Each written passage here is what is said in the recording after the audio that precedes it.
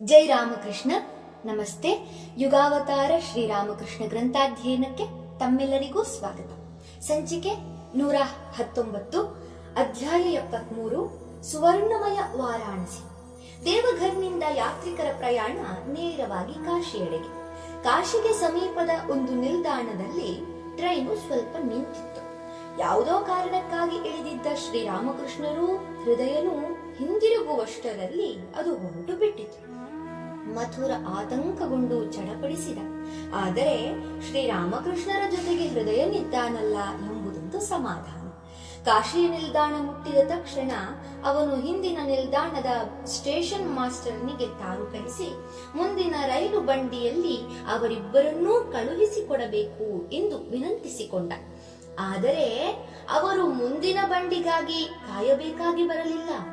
ಅದೃಷ್ಟವಶಾತ್ ಸ್ವಲ್ಪ ಹೊತ್ತಿಗೆಲ್ಲ ರಾಜೇಂದ್ರ ಲಾಲ್ ಬ್ಯಾನರ್ಜಿ ಎಂಬ ರೈಲ್ವೆ ಅಧಿಕಾರಿ ಅಲ್ಲಿಗೆ ಬಂದ. ಅವನು ಯಾವುದೋ ಮೇಲ್ವಿಚಾರಣೆಯ ಕಾರ್ಯದ ಮೇಲೆ ವಿಶೇಷ ಬಂಡಿಯೊಂದರಲ್ಲಿ ಆ ದಿಕ್ಕಿನಲ್ಲೇ ಹೊರಟಿದ್ದ. ಇವರಿಬ್ಬರಿಗೆ ಒದಗಿದ ಕಷ್ಟವನ್ನು ಕಂಡು ಅವರನ್ನು ತನ್ನ ಬಂಡಿಯಲ್ಲೇ ಹತ್ತಿಸಿಕೊಂಡು ಕಾಶಿ ನಿಲ್ದಾಣದಲ್ಲಿ ಇಳಿಸಿದ. ಅಂತೂ ಮಥುರ ಬಂದಿಳಿದ ಸ್ವಲ್ಪ ಹೊತ್ತಿನಲ್ಲೇ ಶ್ರೀರಾಮಕೃಷ್ಣರು ನಿರಾತಂಕವಾಗಿ ಬಂದು ತಲುಪಿದರು. ಶ್ರೀರಾಮಕೃಷ್ಣರೀಗ ಕಾಶಿ ಕ್ಷೇತ್ರದ ದಿವ್ಯ ವಲಯದಲ್ಲಿದ್ದಾರೆ. ವರುಣ ಮತ್ತು ಅಸಿ ಎಂಬ ನದಿಗಳ ದಡದಲ್ಲಿರುವುದರಿಂದ ಕಾಶಿಗೆ ವಾರಾಣಸಿ ಅಥವಾ ವಾರಾಣಸಿ ಎಂಬ ಹೆಸರು ಇದೆ. ಭಾರತದ ತೀರ್ಥ ಕ್ಷೇತ್ರಗಳಲ್ಲಿ ಇದಕ್ಕೆ ಅಗ್ರಸ್ಥಾನ. ಇದು ಶಿವನ ಶಾಶ್ವತ ಆವಾಸ ಸ್ಥಾನವೆಂದು ಪುರಾಣಗಳಲ್ಲಿ ಹೇಳಿದೆ. ಅಲ್ಲದೆ ಮೋಕ್ಷದಾಯಕ ಸಪ್ತ ಕ್ಷೇತ್ರಗಳಲ್ಲಿ ಇದು ಪ್ರಥಮವೆಂದು ಹೇಳುತ್ತಾರೆ. ಶ್ರೀರಾಮಕೃಷ್ಣರಂತೂ ಈ ಕಾಶಿಯನ್ನು ಸಂದರ್ಶಿಸಲು ಬಹಳ ಕಾತರರಾಗಿದ್ದರು. ಯಾತ್ರಿಕರೆಲ್ಲ ದೋಣಿಯಲ್ಲಿ ಗಂಗಾ ನದಿಯನ್ನು ದಾಟಿ ಕಾಶಿಯನ್ನು ಪ್ರವೇಶಿಸಿದರು. ಆಗ ಶ್ರೀರಾಮಕೃಷ್ಣರಿಗೆ ಅಲ್ಲೊಂದು ಅದ್ಭುತ ದರ್ಶನವಾಯಿತು. ಶಾಸ್ತ್ರಗಳಲ್ಲಿ ಹೇಳುವಂತೆಯೇ ಆ ಶಿವಪುರಿಯು ನಿಜವಾಗಿಯೂ ಬಂಗಾರದಿಂದ ನಿರ್ಮಿತವಾದಂತೆ ಅವರಿಗೆ ಕಂಡಿತು. ಯುಗ ಯುಗಾಂತರಗಳಿಂದಲೂ ಅಲ್ಲಿಗೆ ಭೇಟಿ ನೀಡಿ ಸಾಧನೆ ಮಾಡಿದ ಅಸಂಖ್ಯಾತ ಸಾಧು ಸತ್ಪುರುಷರ ಅತ್ಯಂತ ಉಜ್ವಲವಾದ ಭಾವರಾಶಿಯು ಹೀಗೆ ಘನೀಭೂತವಾಗಿ ಸುವರ್ಣದಂತೆ ಪ್ರಕಾಶಿಸುವುದನ್ನು ಅವರು ಕಂಡರು. ಹಾಗೆ ಪ್ರಕಾಶಿಸುತ್ತಿರುವುದರಿಂದಲೇ ಅದು ಕಾಶಿ. ಕಾಶಿ ನಗರದ ಪ್ರಕಾಶವನ್ನು ಕಂಡು ಅನುಭವಿಸಿದ ಶ್ರೀರಾಮಕೃಷ್ಣರು ವಿಸ್ಮಿತರಾದರು. ಈ ದರ್ಶನದಿಂದಾಗಿ ಅವರಿಗೆ ಶಿವ ಮಹಿಮೆ, ಕಾಶಿ ಮಹಿಮೆಗಳ ಮೇಲೆ ದೃಢ ನಂಬಿಕೆಯುಂಟಾಯಿತು. ಎಷ್ಟರ ಮಟ್ಟಿಗೆಂದರೆ ಇಂತಹ ಪವಿತ್ರವಾದ ಸುವರ್ಣಮಯವಾದ ಕಾಶಿಯಲ್ಲಿ ಶೌಚಕ್ಕೆ ಹೋದರೆ ಅದನ್ನು ಅಪವಿತ್ರ ಮಾಡಿದಂತಾಗುತ್ತದಲ್ಲ ಎಂಬ ಶಂಕೆ ಅವರ ಮನದಲ್ಲುದಿಸಿತು.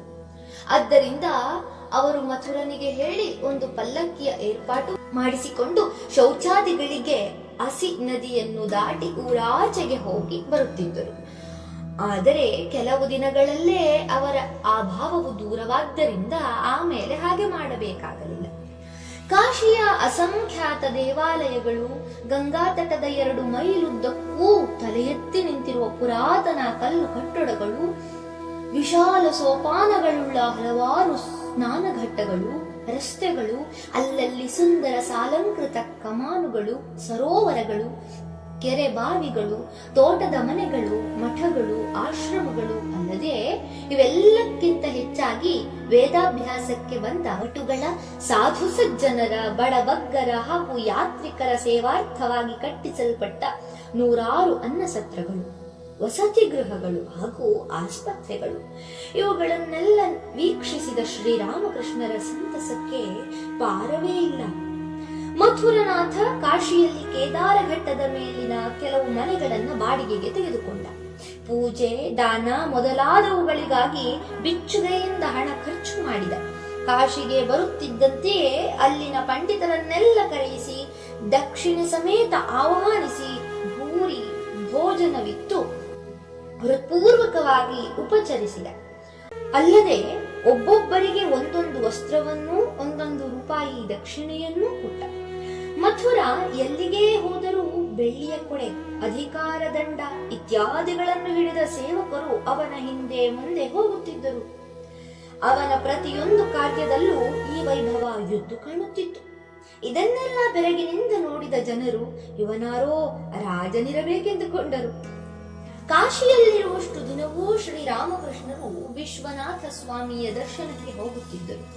ಇದಲ್ಲದೆ ಅಲ್ಲಿರುವ ಕೇದಾರನಾಥ, ದುರ್ಗಾ, ಅನ್ನಪೂರ್ಣೆ, ಕಾಲಭೈರವ, ಬಿಂದು ಮಾಧವ ಮುಂತಾದ ಅನೇಕ ದೇವದೇವಿಯರ ಪ್ರಸಿದ್ಧ ದೇವಾಲಯಗಳಿಗೂ ಅವರು ಹೋಗಿ ಬಂದರು.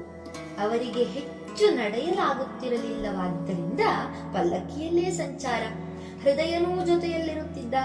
ದೇವ ದರ್ಶನಕ್ಕೆ ಹೋಗುವಾಗಲೇ ಶ್ರೀರಾಮಕೃಷ್ಣರು ಭಾವಾವಿಷ್ಟರಾಗುತ್ತಿದ್ದರು. ಇನ್ನು ಆಯಾ ದೇವದೇವಿಯರ ಸನ್ನಿಧಿಯಲ್ಲಂತೂ ಹೇಳಬೇಕಾಗಿಯೇ ಇಲ್ಲ.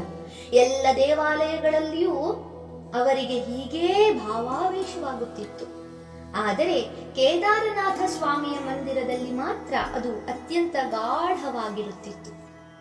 ಶ್ರೀರಾಮಕೃಷ್ಣರು ಆಗಾಗ ಕಾಶಿಯಲ್ಲಿನ ಪ್ರಸಿದ್ಧ ಸಾಧುಗಳ ದರ್ಶನಕ್ಕೆ ಹೋಗುತ್ತಿದ್ದರು. ಅದರಲ್ಲೂ ಪರಮಹಂಸಾಗ್ರಣಿ ಎಂದು ಖ್ಯಾತರಾಗಿದ್ದ ತ್ರೈಲಿಂಗ ಸ್ವಾಮಿಗಳನ್ನು ಕಾಣಲು ಅವರು ಹಲವು ಬಾರಿ ಹೋದರು. ಸ್ವಾಮಿಗಳು ಆಗ ಮೌನ ವ್ರತವನ್ನು ತಾಳಿ ಮಣಿಕರ್ಣಿಕಾ ಘಟ್ಟದ ಬಳಿ ಇರುತ್ತಿದ್ದರು. ಮೊದಲ ದರ್ಶನದ ದಿನ ಅವರು ಸತ್ಕಾರ ಸೂಚಕವಾಗಿ ತಮ್ಮ ಅಭ್ಯಾಸದಂತೆ ನಶ್ಯದ ಡಬ್ಬಿಯನ್ನು ಶ್ರೀರಾಮಕೃಷ್ಣರ ಮುಂದಿಟ್ಟು ಸ್ವಾಗತವನ್ನೂ ಸನ್ಮಾನವನ್ನೂ ತೋರಿದರು. ಶ್ರೀರಾಮಕೃಷ್ಣರಿಗೆ ನಶ್ಯದ ಅಭ್ಯಾಸವಿಲ್ಲ, ಗುಡುಗುಡಿಯ ಅಭ್ಯಾಸ. ಸ್ವಾಮಿಗಳಿಗೆ ಗುಡುಗುಡಿಯ ಅಭ್ಯಾಸವಿಲ್ಲ, ನಶ್ಯ. ಸಾಮಾನ್ಯರಾದ ನಮಗೆ ಇವುಗಳೇ ಪ್ರಧಾನವಾಗಿ ಕಾಣುತ್ತವೆ. ಆದರೆ ಅಲ್ಲಿ ಎರಡು ಜ್ಯೋತಿಗಳು ಪರಸ್ಪರ ಕಂಡುಕೊಂಡುದೇ ಬೇರೆ. ಶ್ರೀರಾಮಕೃಷ್ಣರು ಸ್ವಾಮಿಗಳ ಶರೀರದ ಮತ್ತು ಇಂದ್ರಿಯಗಳ ಲಕ್ಷಣಗಳನ್ನೆಲ್ಲ ಪರೀಕ್ಷಿಸಿ ನೋಡಿ ಅತ್ಯಂತ ಸಂತುಷ್ಟರಾದರು. ಹೃದಯನಿಗೆ ಹೇಳಿದರು, ನೋಡು, ಇವರಲ್ಲಿ ನಿಜವಾದ ಪರಮಹಂಸರ ಲಕ್ಷಣಗಳಿವೆ. ಇವರು ಸಾಕ್ಷಾತ್ ವಿಶ್ವೇಶ್ವರ ಸ್ವಾಮಿ. ತ್ರೈಲಿಂಗ ಸ್ವಾಮಿಗಳು ಮಣಿಕರ್ಣಿಕಾ ಘಟ್ಟದ ಪಕ್ಕದಲ್ಲಿ ಒಂದು ಹೊಸ ಘಟ್ಟವನ್ನು ಕಟ್ಟಿಸುತ್ತಿದ್ದರು. ಶ್ರೀರಾಮಕೃಷ್ಣರು ಹೃದಯನಿಗೆ ಅಲ್ಲಿಗೆ ಕೆಲವು ಗುದ್ದಲಿ ಮಣ್ಣನ್ನು ಎತ್ತಿ ಹಾಕುವಂತೆ ಸೂಚಿಸಿದರು. ಹೃದಯ ಅದರಂತೆಯೇ ಮಾಡಿದ. ಸ್ವಾಮಿಗಳಿಗೆ ಇದು ಬಹಳ ಸಂತೋಷ ಕೊಟ್ಟಿತು. ಮತ್ತೊಂದು ದಿನ ಶ್ರೀರಾಮಕೃಷ್ಣರು ಅವರನ್ನು ತಮ್ಮ ಮನೆಗೆ ಕರೆಯಿಸಿಕೊಂಡು ಕೈಯಾರೆ ಬಡಿಸಿ ಉಪಚರಿಸಿದರು. ಆನಂದಮಯರಾದ ಶ್ರೀರಾಮಕೃಷ್ಣರು ಆನಂದವನ್ನೇ ಬಡಿಸಿದರು. ಆನಂದಮಯರಾದ ತ್ರೈಲಿಂಗ ಸ್ವಾಮಿಗಳು ಆನಂದವನ್ನೇ ಸವಿದರು. ಆ ದಿವ್ಯ ದೃಶ್ಯವನ್ನು ನೋಡಲು ದೇವತೆಗಳೆಲ್ಲ ಅಲ್ಲಿ ಸೇರಿದ್ದರೆ ಆಶ್ಚರ್ಯವೇನು? ತ್ರೈಲಿಂಗ ಸ್ವಾಮಿಗಳ ಬಗ್ಗೆ ಮುಂದೆ ಶ್ರೀರಾಮಕೃಷ್ಣರು ತಮ್ಮ ಶಿಷ್ಯರೆದುರು ಹೀಗೆನ್ನುತ್ತಿದ್ದರು, ಸಾಕ್ಷಾತ್ ವಿಶ್ವನಾಥನು ಅವರ ಶರೀರವನ್ನು ಆಶ್ರಯಿಸಿ ಪ್ರಕಾಶಮಾನನಾಗಿರುವುದನ್ನು ಕಂಡೆ. ಅವರಿಂದಾಗಿಯೇ ಕಾಶೀಪುರಿಯು ಉಜ್ವಲವಾಗಿ ತೋರಿತು. ಅತ್ಯುಚ್ಚ ಜ್ಞಾನದ ಅವಸ್ಥೆ ಅವರದು. ಶರೀರ ಪ್ರಜ್ಞೆಯೇ ಇಲ್ಲ. ಉರಿ ಬಿಸಿಲಿನಿಂದ ನದಿ ತಟದ ಮಳಲು ಕಾದು ಹೋಗಿದೆ. ಕಾಲನ್ನೇ ಇಡಲಾಗುತ್ತಿಲ್ಲ. ಆ ಮಳಲಿನ ಮೇಲೆಯೇ ಅವರು ಸುಖವಾಗಿ ಮಲಗಿದ್ದಾರೆ. ಒಮ್ಮೆ ಪಾಯಸವನ್ನು ತಯಾರಿಸಿಕೊಂಡು ಹೋಗಿ ತಿನ್ನಿಸಿದೆ. ಆ ಸಮಯದಲ್ಲಿ ಅವರು ಮೌನಿಯಾಗಿದ್ದರು. ನಾನವರನ್ನು ಸನ್ನೆಯಿಂದ ಭಗವಂತ ಏಕನೇ ಅಥವಾ ಅನೇಕನೇ ಎಂದು ಕೇಳಿದೆ. ಅವರು ಸಂಕೇತದಿಂದಲೇ ಉತ್ತರಿಸಿದರು, ಸಮಾಧಿ ಸ್ಥಿತಿಯೊದಗಿದಾಗ ನೋಡಿದರೆ ಭಗವಂತ ಒಬ್ಬನೇ. ಆದರೆ ನಾನು, ನೀನು, ಜೀವಾತ್ಮ, ಜಗತ್ತು ಮೊದಲಾದವುಗಳ ಬೋಧೆ ಇರುವವರೆಗೆ ಅವನು ಅನೇಕನು ಎಂದು ಅವರನ್ನು ತೋರಿಸಿ, ಇದನ್ನೇ ಯಥಾರ್ಥ ಪರಮಹಂಸಾವಸ್ಥೆ ಎನ್ನುವುದು ಎಂದು ಹೃದಯನಿಗೆ ಹೇಳಿದೆ. ಕಾಶಿಯಲ್ಲಿದ್ದಾಗಲೇ ಒಮ್ಮೆ ಶ್ರೀರಾಮಕೃಷ್ಣರು ನಾನಕ ಪಂಥೀಯರ ಆಶ್ರಮವೊಂದಕ್ಕೆ ಭೇಟಿ ಕೊಟ್ಟರು. ಜೊತೆಗೆ ಮಥುರನೂ ಮತ್ತಿತರರೂ ಇದ್ದರು. ಆ ಜನರ ಪೂಜಾ ವಿಧಾನಗಳನ್ನು ನೋಡುತ್ತಾ, ಸುಶ್ರಾವ್ಯ ಭಜನೆಯನ್ನು ಕೇಳುತ್ತಾ ಶ್ರೀರಾಮಕೃಷ್ಣರು ಬಹಳ ಹೊತ್ತು ಕುಳಿತಿದ್ದರು. ಅವರ ಶ್ರದ್ಧಾಯುತ ಭಕ್ತಿಯನ್ನು ಕಂಡು ಶ್ರೀರಾಮಕೃಷ್ಣರಿಗೆ ಅತ್ಯಾನಂದವಾಯಿತು. ವಾರಾಣಸಿಯಲ್ಲಿ ಶ್ರೀರಾಮಕೃಷ್ಣರಿಗೆ ಮತ್ತೊಂದು ಅಪೂರ್ವ ದರ್ಶನವಾಯಿತು. ಇಲ್ಲಿ ಮಣಿಕರ್ಣಿಕಾ ತೀರ್ಥ, ದಶಾಶ್ವಮೇಧ ತೀರ್ಥ ಇತ್ಯಾದಿ ಪ್ರಸಿದ್ಧ ಪಂಚತೀರ್ಥಗಳಿವೆ. ಇವುಗಳನ್ನು ನೋಡಲು ಗಂಗಾ ನದಿಯ ಮೇಲೆ ದೋಣಿಯ ಮೂಲಕವೂ ಹೋಗಬಹುದು. ಒಂದು ದಿನ ಮಥುರ ಶ್ರೀರಾಮಕೃಷ್ಣರನ್ನು ಇಲ್ಲಿಗೆಲ್ಲ ಕರೆದುಕೊಂಡು ಹೊರಟ. ಮಣಿಕರ್ಣಿಕೆಯ ಪಕ್ಕದಲ್ಲೇ ಕಾಶಿಯ ಪ್ರಮುಖ ಸ್ಮಶಾನ ಭೂಮಿ. ಮಥುರನ ದೋಣಿ ಈ ಸ್ಥಳಕ್ಕೆ ಬಂದಾಗ ಅಲ್ಲಿ ಹಲವಾರು ಶವಗಳನ್ನು ಸುಡುತ್ತಿದ್ದುದು ಕಾಣಿಸುತ್ತಿತ್ತು. ಅವುಗಳಿಂದ ದಟ್ಟವಾದ ಹೊಗೆ ಹೊಮ್ಮುತ್ತಿತ್ತು. ಭಾವಮಯರಾಗಿದ್ದ ಶ್ರೀರಾಮಕೃಷ್ಣರು ಅರೆಬಿರಿದ ನೇತ್ರಗಳಿಂದ ಅತ್ತಲೇ ನೋಡುತ್ತಾ ದೋಣಿಯಲ್ಲಿ ಶಾಂತವಾಗಿ ಕುಳಿತಿದ್ದರು. ಆದರೆ ಇದ್ದಕ್ಕಿದ್ದಂತೆ ರೋಮಾಂಚಿತರಾಗಿ ಎದ್ದು ನಿಂತರು. ಅದ್ಭುತವೇನನ್ನೋ ಕಂಡು ದೋಣಿಯ ತುದಿಗೆ ಓಡಿದರು. ಅಲ್ಲಿ ದೋಣಿಯ ಅಂಚಿನಲ್ಲೇ ನಿಂತು ಸಮಾಧಿಸ್ಥರಾಗಿ ಬಿಟ್ಟರು. ಅದನ್ನು ನೋಡಿದವರಿಗೆ ಎಲ್ಲಿ ಅವರು ನದಿಗೆ ಬಿದ್ದು ಪ್ರವಾಹದಲ್ಲಿ ತೇಲಿ ಹೋಗಿ ಬಿಡುವರೋ ಎಂದೆನಿಸಿತು. ತಕ್ಷಣ ಮಥುರನ ಕಡೆಯ ಪುರೋಹಿತರು ಹಾಗೂ ಅಂಬಿಗರು ಅವರನ್ನು ಬೀಳಗೊಡದಂತೆ ಹಿಡಿಯಲು ಧಾವಿಸಿದರು. ಆದರೆ ಹಾಗೇನೂ ಮಾಡಬೇಕಾಗಿ ಬರಲಿಲ್ಲ. ಏಕೆಂದರೆ ಶ್ರೀರಾಮಕೃಷ್ಣರು ಅಲ್ಲಾಡದೆ ಸ್ಥಿರವಾಗಿ ನಿಂತಿದ್ದರು. ಅವರ ಮುಖಮಂಡಲದಲ್ಲಿ ಅಲೌಕಿಕ ಮಂದಹಾಸವೊಂದು ಲಾಸ್ಯವಾಡುತ್ತಿತ್ತು. ದಿವ್ಯ ಜ್ಯೋತಿಯೊಂದು ಪ್ರಕಾಶಿಸುತ್ತಿತ್ತು. ಆ ಜ್ಯೋತಿಯು ಕ್ರಮೇಣ ಸುತ್ತಮುತ್ತಲ ಪ್ರದೇಶವನ್ನೆಲ್ಲ ಬೆಳಗಿ ಪ್ರಕಾಶಮಾನವಾಗಿಸಿತು. ಮಥುರನೂ ಹೃದಯನೂ ಅವರನ್ನೇ ದಿಟ್ಟಿಸುತ್ತಾ ಬಳಿಯಲ್ಲೇ ನಿಂತಿದ್ದರು. ಅಂಬಿಗರಂತೂ ಶ್ರೀರಾಮಕೃಷ್ಣರ ಈ ಅಪೂರ್ವ ಭಾವವನ್ನು ನೋಡಿ ಬೆರಗಾಗಿ ಭಯಭಕ್ತಿಯಿಂದ ದೂರದಲ್ಲಿ ನಿಂತು ವೀಕ್ಷಿಸತೊಡಗಿದರು. ಸ್ವಲ್ಪ ಹೊತ್ತಿನ ಮೇಲೆ ಅವರ ಈ ದಿವ್ಯ ಭಾವ ಮರೆಯಾಯಿತು. ಎಲ್ಲರೂ ಸಮಾಧಾನ ಚಿತ್ತರಾಗಿ ಮಣಿಕರ್ಣಿಕೆಯಲ್ಲಿಳಿದು ಸ್ನಾನ ಮುಗಿಸಿ ಆ ಪುಣ್ಯ ಕ್ಷೇತ್ರದಲ್ಲಿ ಯಥಾಶಕ್ತಿ ದಾನಾದಿಗಳನ್ನು ಮಾಡಿ ದೋಣಿ ಹತ್ತಿದರು. ದೋಣಿ ಸಾಗಿತು. ಆಗ ಶ್ರೀರಾಮಕೃಷ್ಣರು ಮಥುರನೇ ಮೊದಲಾದವರಿಗೆ ಅಲ್ಲಿ ತಮಗಾದ ಆ ದಿವ್ಯಾದ್ಭುತ ದರ್ಶನದ ಕುರಿತು ಬಣ್ಣಿಸತೊಡಗಿದರು. ಆ ಮಣಿಕರ್ಣಿಕೆಯ ಸ್ಮಶಾನದಲ್ಲಿ ಒಬ್ಬ ದಿವ್ಯ ಭವ್ಯ ಪುರುಷ, ಕಂದು ಬಣ್ಣದ ಜಟೆ, ದೀರ್ಘಾಕಾರದ ಶ್ವೇತ ಶರೀರ. ಆತ ತನ್ನ ಗಂಭೀರ ನಡೆಯಿಂದ ಪ್ರತಿಯೊಂದು ಚಿತೆಯ ಬಳಿಗೆ ಬಂದು ಅಲ್ಲಿ ಮಲಗಿದ್ದ ಮೃತನನ್ನು ಪ್ರಯತ್ನಪೂರ್ವಕವಾಗಿ ಎಬ್ಬಿಸಿ ಕಿವಿಯಲ್ಲಿ ಪವಿತ್ರವಾದ ಬ್ರಹ್ಮ ಮಂತ್ರವನ್ನು ಉಚ್ಚರಿಸುತ್ತಿದ್ದ. ಆತನ ಜೊತೆಗೆ ಸರ್ವಶಕ್ತಿ ಸಮನ್ವಯಿತೆಯಾದ ಜಗದಂಬೆ. ಅವಳು ಮಹಾಕಾಳಿಯ ರೂಪದಲ್ಲಿ ಜೀವಾತ್ಮನ ಮತ್ತೊಂದು ಪಕ್ಕದಲ್ಲಿ ಚಿತೆಯ ಮೇಲೆ ಕುಳಿತುಕೊಂಡು ಆತನ ಸ್ಥೂಲ ಸೂಕ್ಷ್ಮ ಕಾರಣ ಶರೀರಗಳಲ್ಲಿ ಅಂತರ್ಗತವಾದ ಜನ್ಮಾಂತರಗಳ ಸಂಸ್ಕಾರಗಳ ಬಂಧನಗಳಿಂದ ಆತನನ್ನು ಮುಕ್ತನನ್ನಾಗಿಸುತ್ತಿದ್ದಳು ಮತ್ತು ಮೋಕ್ಷ ದ್ವಾರವನ್ನು ಸ್ವಹಸ್ತದಿಂದಲೇ ತೆರೆದ ಅಖಂಡ ಸಚ್ಚಿದಾನಂದದಲ್ಲಿ ಸೇರಿಕೊಳ್ಳುವಂತೆ ಆತನನ್ನು ಪ್ರೇರಿಸುತ್ತಿದ್ದಳು. ಈ ರೀತಿಯಾಗಿ ಹಲವು ಯುಗಗಳ ಯೋಗದಿಂದ ತಪಸ್ಸಿನಿಂದ ಮಾತ್ರವೇ ಸಿದ್ಧಿಸಬಹುದಾದ ಅದ್ವೈತಾನುಭವದ ಅಮಿತಾನಂದವನ್ನು ಕಾಶಿ ವಿಶ್ವನಾಥನು ಆ ಜೀವಿಗೆ ಕೃಪಾ ಮಾತ್ರದಿಂದ ಅನುಗ್ರಹಿಸಿ ಆತನನ್ನು ಕೃತಾರ್ಥನನ್ನಾಗಿ ಮಾಡುತ್ತಿದ್ದ. ಇದನ್ನು ನಾನು ಸಾಕ್ಷಾತ್ತಾಗಿ ಕಂಡೆ. ಇದನ್ನು ಕೇಳಿದ ಮಥುರನಿಗೆ ತಾನು ಶ್ರೀರಾಮಕೃಷ್ಣರನ್ನು ಕಾಶಿಗೆ ಕರೆತಂದು ಧನ್ಯನಾದೆನೆನಿಸಿತು.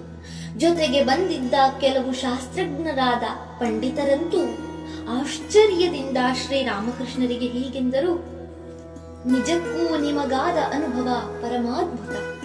ಜೀವಾತ್ಮನು ಈ ಕಾಶಿ ಕ್ಷೇತ್ರದಲ್ಲಿ ಸತ್ತರೆ ಶ್ರೀ ವಿಶ್ವನಾಥ ಸ್ವಾಮಿಯು ಆತನಿಗೆ ಮೋಕ್ಷವನ್ನು ಕರುಣಿಸುತ್ತಾನೆಂದು ಕಾಶಿಕಾಂಡದಲ್ಲಿ ಹೇಳಲಾಗಿದೆ. ಆದರೆ ಶ್ರೀ ವಿಶ್ವನಾಥನು ಅದನ್ನು ಹೇಗೆ ಕೊಡುತ್ತಾನೆಂಬುದರ ವಿವರ ಅದರಲ್ಲಿಲ್ಲ. ಅದೀಗ ನಿಮಗಾದ ಈ ದಿವ್ಯ ದರ್ಶನದಿಂದ ಸ್ಪಷ್ಟವಾಯಿತು. ಸತ್ಯವಾಗಿಯೂ ನಿಮಗಾದ ದರ್ಶನವು ಶಾಸ್ತ್ರದಲ್ಲಿ ಬರೆದಿಟ್ಟ ವಿಷಯಕ್ಕಿಂತಲೂ ಅತಿಶಯವಾಗಿದೆ. ಶ್ರೀರಾಮಕೃಷ್ಣರು ಕಾಶಿ ಕ್ಷೇತ್ರದಲ್ಲಿ 1 ವಾರದ ಕಾಲ ಇದ್ದರು. ಇಲ್ಲಿಂದ ಅವರ ಪ್ರಯಾಣ ಪ್ರಯಾಗ ಕ್ಷೇತ್ರಕ್ಕೆ. ಬ್ರಹ್ಮನು ಇಲ್ಲಿ ಅನೇಕ ಯಾಗಗಳನ್ನು ಮಾಡಿದ್ದರಿಂದ ಇದು ಪ್ರಯಾಗ. ಗಂಗಾ ಯಮುನಾ ನದಿಗಳ ಪರಮ ಪವಿತ್ರ ಸಂಗಮ ಸ್ಥಳ ಈ ಪ್ರಯಾಗ, ಅಂದ್ರೆ ಅಲಹಾಬಾದ್. ಗುಪ್ತಗಾಮಿನಿಯಾದ ಸರಸ್ವತಿಯೂ ಇಲ್ಲಿ ಗಂಗೆ ಯಮುನಿಯರನ್ನು ಕೂಡಿಕೊಳ್ಳುತ್ತಾಳೆ. ಆದ್ದರಿಂದ ಇದಕ್ಕೆ ತ್ರಿವೇಣಿ ಸಂಗಮವೆಂದು ಹೆಸರು. ಶ್ರೀರಾಮಕೃಷ್ಣರು ತಮ್ಮ ಯಾತ್ರಿಕ ತಂಡದೊಡನೆ ಈ ಸಂಗಮದಲ್ಲಿ ಸ್ನಾನ ಮಾಡಿದರು. ಈ ಪುಣ್ಯ ತೀರ್ಥದಲ್ಲಿ ಸ್ನಾನ ಮಾಡಿದ ಯಾತ್ರಿಕರು ತಾವು ಪುನೀತರಾದೆವೆಂದುಕೊಂಡರೆ ಶ್ರೀರಾಮಕೃಷ್ಣರ ಸ್ಪರ್ಶದಿಂದ ತಾನೇ ಪುನೀತರಾದೆ ಎಂದುಕೊಂಡಿತು ತ್ರಿವೇಣಿ ತೀರ್ಥ. ಮಥುರಾ ಮೊದಲಾದವರೆಲ್ಲ ಸಂಪ್ರದಾಯದಂತೆ ಇಲ್ಲಿ ಮುಂಡನ ಮಾಡಿಸಿಕೊಂಡರು. ಆದರೆ ಶ್ರೀರಾಮಕೃಷ್ಣರು ನನಗದರ ಅಗತ್ಯವಿಲ್ಲ ಎಂದರು. ಪ್ರಯಾಗದಲ್ಲಿ 3 ದಿನ ವಾಸ ಮಾಡಿ ಯಾತ್ರಿಕರ ತಂಡ ಕಾಶಿಗೆ ಹಿಂದಿರುಗಿತು. ಕಾಶಿಯಲ್ಲಿ ಶ್ರೀರಾಮಕೃಷ್ಣರು ಭೈರವಿ ಬ್ರಾಹ್ಮಣಿಯನ್ನು ಪುನಃ ಕಂಡರು. ಅವಳು ಇಲ್ಲಿ ಮೋಕ್ಷದ ಎಂಬೊಬ್ಬಳೊಂದಿಗೆ ವಾಸ ಮಾಡುತ್ತಾ ಧ್ಯಾನ ಜಪಗಳಲ್ಲಿ ನಿರತಳಾಗಿದ್ದಳು. ಆ ಹೆಂಗಸಿನ ಶ್ರದ್ಧಾ ಭಕ್ತಿಗಳನ್ನು ಕಂಡು ಅವರಿಗೆ ಬಹಳ ಸಂತೋಷವಾಯಿತು. 64 ಯೋಗಿನಿ ಎಂಬ ಮೊಹಲ್ಲೆಯಲ್ಲಿದ್ದ ಆಕೆಯ ಮನೆಗೆ ಅವರು ಆಗಾಗ ಹೋಗಿ ಭಗವತ್ ಸಂಬಂಧವಾಗಿ ಸತ್ಕಥಾಲಾಪ ಮಾಡುತ್ತಿದ್ದರು. ಕಾಶಿಯಲ್ಲಿ ಮತ್ತೆರಡು ವಾರಗಳನ್ನು ಕಳೆದ ಯಾತ್ರಿಕರು ಈಗ ಬೃಂದಾವನ ದರ್ಶನಕ್ಕಾಗಿ ಮುಂದುವರಿದರು. ಶ್ರೀರಾಮಕೃಷ್ಣರು ತಮ್ಮೊಡನೆ ಬ್ರಾಹ್ಮಣಿಯನ್ನೂ ಕರೆದೊಯ್ದರು. ಧನ್ಯವಾದಗಳು. ಇಂದಿಗೆ ಅಧ್ಯಾಯ 73 ಸಂಪೂರ್ಣವಾಯಿತು. ಮುಂದಿನ ಸಂಚಿಕೆಯಲ್ಲಿ ಹೊಸ ಅಧ್ಯಾಯವನ್ನ ಪ್ರಾರಂಭಿಸೋಣ. ಓಂ ಶಾಂತಿ ಶಾಂತಿ ಶಾಂತಿ. ಹರಿ ಓಂ ತತ್ಸತ್. ಶ್ರೀರಾಮಕೃಷ್ಣಾರ್ಪಣಮಸ್ತು. ಸರ್ವೇ ಜನ ಸುಖಿನೋ ಭವಂತು. ಜೈ ಶ್ರೀಮಾನ್.